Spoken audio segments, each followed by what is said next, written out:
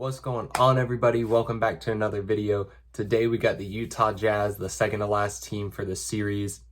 This is a team that we have seen have tons of regular season success, but once it comes to the playoffs, they just don't quite have that edge on these other teams. Hoping they continue to take these strides, as I feel like they've gotten better and better every season as a team, and hopefully they can get over that hump this year.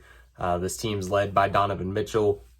We saw him have a breakout scoring session, I guess, not really season, but session in the NBA bubble where him and Jamal Murray were going back and forth, and it was just absolutely phenomenal. And I think that was really the push that Donovan Mitchell needed to become that elite type of scorer. I wouldn't say that he's an elite scoring guard yet, but he is very close to it. He just continues to get better every season, whether it's scoring or whether it's passing the ball or whether it's just getting his percentages up. Something improves every season, and this dude has just learned to get better and learn from his mentors every year. And he's right on the verge of becoming an elite scoring guard.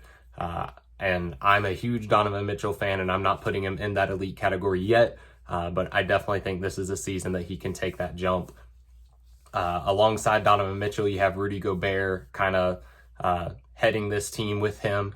Rudy Gobert is that elite defensive anchor for them, and he's also an elite rebounder. But his huge thing is, I don't know what happens in the playoffs, but Rudy Gobert just can't stay on the floor. His offense just becomes so atrocious that they can't really keep him on the floor in the playoffs because he's literally, you got to have him in the paint or he can't score. So he's clogging up the paint. Donovan Mitchell can't play his game and slash. And there's just too many issues with it. And Gobert just becomes such a liability. You got to take him off the floor. So they really need to figure out a way to be able to incorporate him and keep him on the floor, incorporate him into the offense better, whether it's just like a screen man who kind of fades to the mid-range or the three-point line just to get him out of the way, or whether it's getting him involved and dumping that ball into the post and letting him work, because this is a very tall dude with a very big wingspan, so he can go up over a lot of these guys. I don't know what the issue is, but Rudy Gobert's just got to figure out this offense and figure out how to be able to be productive enough to stay on the floor in these crucial moments. We've seen it with him and we've seen it with Ben Simmons, where you have these elite defensive players that you just can't keep on the floor during the playoffs and big moments because they're such a liability on offense. So if Utah can get that figured out this year, that would be spectacular for them because they can really benefit from having Gobert's defense on the floor. This dude is a premier post defender. He is light years beyond anyone else as far as how low he keeps opponents' shot percentage when they are shooting on him as the closest defender in the paint. He is, like I said, he is light years beyond. One really good resource to check out stuff like that is a guy named Kirk Goldsberry on Instagram or Twitter. He has all these graphs. He really goes into the analytics on it. And seeing how much of an impact Rudy Gobert has on that defensive end is absolutely insane. And then the next guy I want to jump to on this team is Jordan Clarkson, reigning sixth man of the year. Had a super good season last year with the Utah Jazz, really fits in with this team well, blossomed into an absolutely great scorer last year, had probably his best scoring season of his career, I believe. And he's just the perfect sixth man for this team. He can come off and lead that next unit, that second unit very well. Again, perfect sixth man for this team. And he's a guy that could start if they wanted him to, but it's probably just more beneficial to have him come off the bench leading that second unit, so you have that absolutely dominant scorer there that can handle the ball as well, not just a screen and roll, screen and fade type of guy like Joe Ingles, who's also an elite three-point shooter on this team, and he was in that sixth man of the year contention with Jordan Clarkson last year.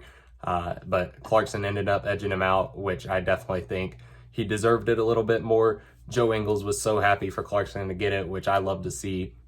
And Ingles is just such a good morale guy for this team. So he's definitely a huge piece of this team as well. But having him and Clarkson come off the bench is very good for this team.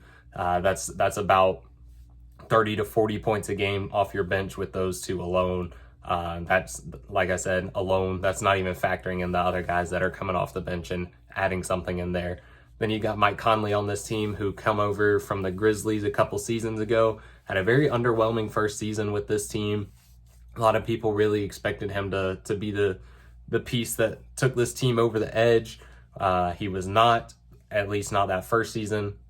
Last season, he finally gets his first All-Star nod, and I don't know how many seasons of playing, somewhere around like 13 to 15, I think. Finally gets his first All-Star nod. Although it was a bit controversial, I personally don't think he should have been there, and I think he should have wanted to not be there almost, just so he could kind of hold on to that badge of being the guy who was constantly snubbed for the All-Star game and continue to just be kind of like that most underrated player, one of the most underrated players of all time, in my opinion, or at least of this generation. Maybe not of all time, but at least of this generation, this early 2000s into the 2010s basketball. Mike Conley was definitely that underrated guy that nobody really respected. But again, finally got his first All-Star nod last year. Had himself a better season than his first season with this Jazz team, and is looking to hopefully finally get to that finals appearance. Hopefully he can help be one of those difference makers that helps get them there as the starting point guard on this team. You got Bojan Bogdanovic, not to be confused with the Bogdanovic in Atlanta, but Bogdanovic is probably the most underrated part of this team. I personally almost forgot that he's still there. This dude's a very good scoring option. He can get you almost 20 a game, but he's absolutely electric. He can turn it on like a switch. He's not one of those guys that really gets cold too often. He's just a straight bucket getter. And again, he is probably the most underrated part of this team. And then another really underrated part of this team is Royce O'Neill. He's not a premier offensive player, but this dude is a super great defender. He's kind of like a Mikal Bridges, if you ask me, as far as how he defends. Maybe not quite at that level, but he is a very good defender for this team and someone that they really need. And they really, I think they just continue to keep him in the starting lineup and allow Jordan Clarkson to come off the bench. So you've got that defense in that first unit alongside Donovan Mitchell on the wing out there. And then you've got that scoring off the bench with Jordan Clarkson. That balance is just perfect. And then you've got guys coming in this offseason, Hassan Whiteside, Rudy Gobert, Eric Pascal.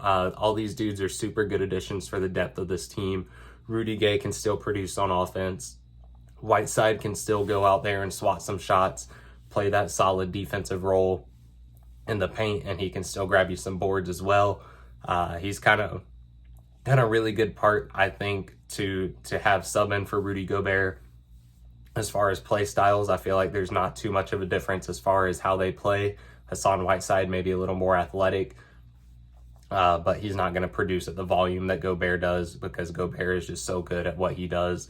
But really good guy to have coming off the bench this season for him. And then Eric Pascal, who had a very, very good rookie season with the Warriors, took a step back last year because they hit his minutes. They took him down about 10 minutes a game from his rookie season. So, of course, all of his numbers dropped. His percentages got a little bit better, I believe.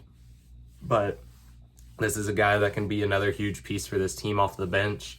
So we'll see what these new additions come in and do for this Utah team. And I don't see any reason that this team's not a 50-plus team or 50-plus win team again. They won 52 last year in a shortened season. I would put them probably around 55 this year. I think they've got an improved roster, and these guys are just continuing to get better and learning how to play together because most of this core has continued to play together for the past 3 to 4 years now with Donovan Mitchell, Gobert, Joe Ingles, Bogdanovic. So these guys are really getting that chemistry together, and then Quinn Snyder is just a phenomenal coach. This should easily be a top 3 seed in the West, and I have them exiting in the Western Conference Finals. I don't think that they make that finals push. There's something about this team that doesn't give off the finals vibes yet. I don't know what it is. I don't know if they'll ever get over that hump. I hope that they do, because I just really love this team, how they play. It kind of reminds me of the San Antonio Spurs, as far as they don't really play that super electric, super entertaining basketball, but they're going to swing the ball around, they're going to get the open shot, and they're going to go play some very good defense. So hopefully this team does make it to the finals. I would really love to see it. But again, I got them exiting in the Western Conference Finals. So that is all for this one. We got one more video left. We got the Washington Wizards coming tomorrow.